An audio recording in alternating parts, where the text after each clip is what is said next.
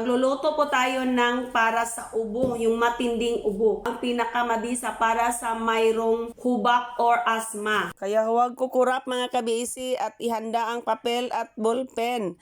At i-share na itong aking video para malaman ninyo kung ano ang first aid o ano ang gagawin kung may mga hubak ang inyong mga anak or kayo mismo or kung may ubo po na matinding ubo. Lalo na sa klima ngayon na grabe ang init at kung papasok tayo sa may mga aircon doon. Dahil na nagkaroon tayo ng matinding ubo or sinusumpong na naman ang ating mga asma. Kaya ito sundan ninyo mga kabisi. Kailangan lang po natin mga kabisi ganito po karami. Ganito po karami na ito po ang miracle na tanim. Napakabango po nito. Ano po ito? Ito po ay kalabo. Oh. Kaninang umaga pa ito kinuha. Ngayon ko lang naglaba pa kasi ako. So, ito po yun ay kalabo. Pagkatapos po ang pangalawang sangkap po natin ay ito po yung dahon ng atis. Ayan, maraming hindi nakakaalam sa mga may puno ng atis dyan. Ito po ang pinakamabisa na sangkap para sa may asthma. Yung mga matinding ubo talaga na napakatigas na ubo. Mabuti pa ang ubo matigas. Charorot! Diyos ko dahil. Ito po nga dalawang sangkap na dahon. At dalawa, ito po din ang ating garlic natin or ahos. At ito yung ating loya. So, ito po yung luya natin mga kabisi at ang ahos ay ano natin. Kung mayroon po kayong blender, kung kaya itong i-blend, pwede naman ito ninyong i-blend. Pero sa akin po, wala po akong ganun na blender. Ang gagamitin ko po ay lubukon. Lubukin natin, i-pound natin mga kabisi. Itong luya at ang ahos natin. Ay, lagyan na din natin parang antibiotic para naman ay talagang walang-wala na po. So, talaga mga kabisi, ganito po yun ha mga kabisi. Kaya, kailangan po una hugasan ng maigi ito. Dahil nasa labas lang po ito at hindi natin alam kung ano pong nakadumapo dito. Ayan, kaya hugasan ng maigi muna. Ito na po yung hugasan natin na kalabo mga kabisi. At isamahan natin, unang layer po, layer po natin yan mga kabisi ha. Ayan po ang ating kalabo. Pagkatapos ng layer natin ay ang ating atis, dahon ng atis. Kung i-search nyo yung dahon ng atis, napakaganda po yung health benefits niya. Yeah. Yan po ang ginamot ko sa aking anak noon. Para maliit siya mga kabisi, dapat i-slice natin. Bago natin i-pound, para maliit siya mga kabisi, para hindi tatalsik-talsik, charurot. Ganyan ha. Alam ba niyo mga kabisi, noong maliit pa yung anak ko, nung nag-aral ng architecture ngayon, si Jules, may asthma yan noong mga kabisi, parang ang hinga noon ay ganyan na, parang may pusa doon sa kanyang lalamunan. Saan ba yun? Basta ako mga kabisi, hindi ako makakatulog pag ganyan yung anak ko mga kabisi. Kaya buti naman at na itong gamot na ito napakabisa pa talaga sa may mga asthma. Pero yung ubo mga kabisi, kaya dito. Yung ubo lang, ay Diyos ko dahil mga kabisi, kahit isang inom lang dito, isang gawa lang natin mga kabisi. Mag-last lang ito ng 24 hours. Magawa na naman kayo ulit pag hindi pa din naayos. Pero kung mga kabisi, sure po talaga ako mga kabisi kasi ako, isang gawaan ko lang yan mga kabisi, maayos na yun din ng ubo ng anak ko. Hindi na ako makabili ng mga gamot-gamot dyan. So, yun pala. Ay, tingnan pala ninyo yung lula. Nagamit pala ako ng red pink na leptent. Yung ating glowlep. Yan, tingnan nyo. Yan po ang aking ginamit na glowlep. Kaya yan, bukas pa yan. Matagal di ako hindi nagamit dito. Kaya baka naman pagtawanan ako na aking kapatid. Nandito kasi aking kapatid na pari kamukha-mukha kami. Charot. Ayan. Marites ang pangalan niya. Kaya minubuli ko siya Marites eh. Mirasol. Mirasol Marites ang pangalan niya. Kaya tukmang-tukma doon sa mga sinagsabi doon tungkol doon sa mga anong latest. At yung mga sol-sol na mga ting. Ganun. Kaya yan mga kabisi, ito po yung loya natin. Mas maigi po, marami ang loya. At ito po yung ahos natin. Isang buong crown po ito na ginamit, ginawa ng asawa ko. Pinababalatan ko niya muna para naman ay ready na po umaya. Kasi ako naglaba muna ako mga kabisi. May nagtrabaho sa aming bahay. Kaya hindi ako nakapagganito kasi maingay po yung mga welder doon, yung welding, ganon.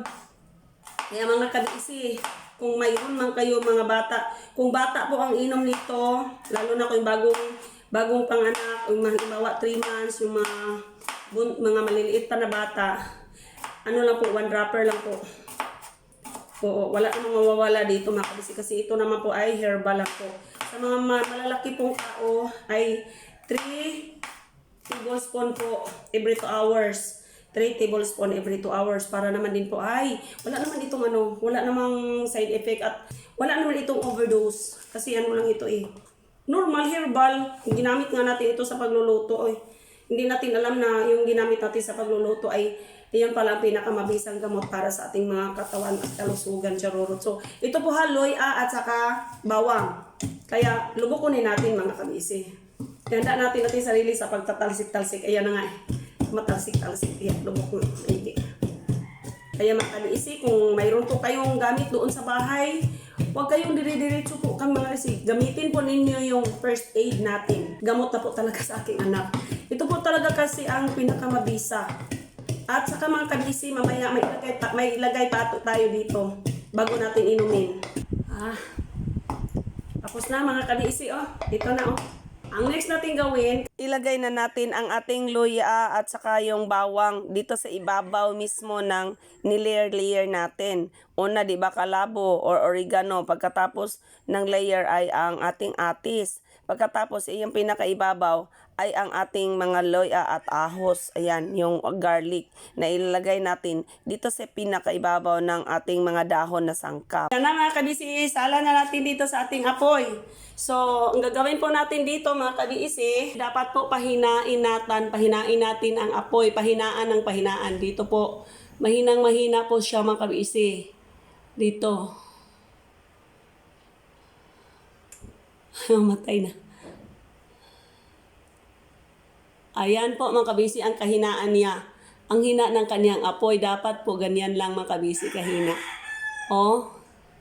Wala pa tayo nilalagay na tubig dyan. Ganyan kahina yung apoy. Dapat mahina ang apoy at takpan natin para kusang lalabas ang kanyang mga nutrients. Lutuin natin yan 30 minutes. Ayan, pagkatapos ng 30 minutes, sakpan natin ay ialisin sa apoy. Bakit po natin tinakpan at mahina ang apoy? Dahil po, kailangan po siyang kusang lalabas ang kanyang mga juice, yung kanyang mga nutrients. Ganyan. Pagkatapos ng 30 minutes mga kabisi, ito na. Tingnan niyo yan, parang nag-steam lang. Pero yung hindi natin inilagay doon sa steamer kasi sayang naman din yung mga juice niya at doon lalabas sa steamer sa tubig. Kaya ito, yan, gamitan na naman natin ng pound para naman ay mas marami pa ang katas na ating makukuha dito. Kadalasan talaga magbisi pagka ako ay gagawa nito, good for 1 day lang at 3 tablespoon every 3 hours. Yan po ang makukuha kong pangsangkap talaga na kaniyang mga juice na lalabas dyan. Pure na pure po yan mga kabisi kasi na-steam natin. Hindi naman yun parang na-steam, talagang iniinit natin na para lalabas yung kaniyang juice. Kaya pahinang mahina yung ating apoy at tinakpan natin. Kaya yan mga kabisi, dapat pigain ang pigain. Ay ayos ng pagkapiga, charurot, para marami po yung ating makukuha ang mga juice. Kung pag ganyan natin pagpiga na wala na, lubukin pa natin mga kabisi, parang ipound pa natin ulit para naman ay lalabas na naman yung panibago na namang mga juice niya, lalo na doon sa ating atis. Doon po talaga kasi may laway-laway yun, mga collagen yun. Napakaganda yun para sa ubo po talaga. Eto na mga kabisi, ang dahon ng oregano, atis, bawang at loya. Tingnan niyo ang kanyang texture at consistency, napakalagkit, napaka-pure po niyan mga kabisi. Dito dagdagan natin ng 5 kalamansi mga kabisi, ay gamitan natin ng salaan or strainer para naman ay hindi masama yung mga buto-buto ng kalamansi. Maglagay din po tayo ng 2 kutsarang honey my love so sweet. Optional lang po yan mga kabisi, pero since nakadagdag yan sa pagtulong sa paglunas ng mga ubot sipon yung ating honey my love so sweet, kaya dagdagan natin ng 2 kutsarang honey my love so sweet. Pagkatapos mga kabisi, dapat haluin, ay normal, haluin po natin. Napaka-miracle talaga ang gamot na ito. Kasi isang inuman mo lang mga kabisi, isang gawaan mo lang. Sabi mo nga ang hirap naman. Madali lang hanapin ang atis. Hanap ka lang sa mga puno ng kapitbahay at sa mga tabing daan. Maraming puno ng atis dyan.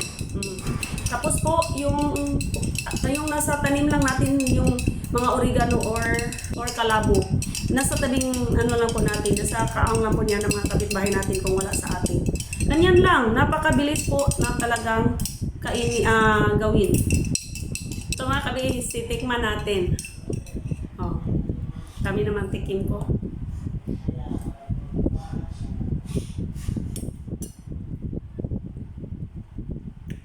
Ang sarap po niya mga kabisi.